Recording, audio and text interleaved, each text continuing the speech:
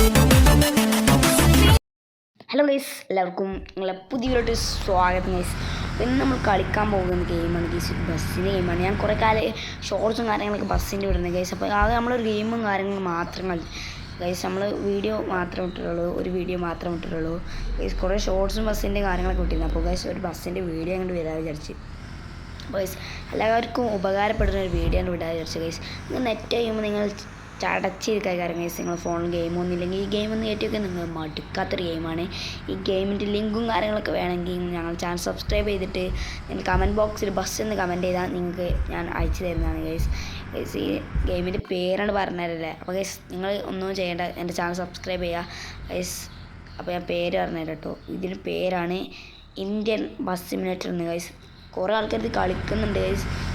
ഒന്ന് കയറ്റി നോക്കിയില്ല ഗൈസ്. ഇതിൽ നല്ല കുറേ ബസ്സും കാര്യങ്ങളൊക്കെ ഉണ്ട്. ഈ ബസ് കണ്ടിട്ട് നിങ്ങൾക്ക് എന്താണ് തോന്നിയത് ഗൈസ്? എനിക്ക് ആ പറക്കുന്ന കളിയിൽ ആ ബസ്സാണ് തോന്നിയത് ഗൈസ്. നിങ്ങൾക്ക് ഏതും തോന്നിയൊന്നും കമൻറ്റ് ചെയ്യുക.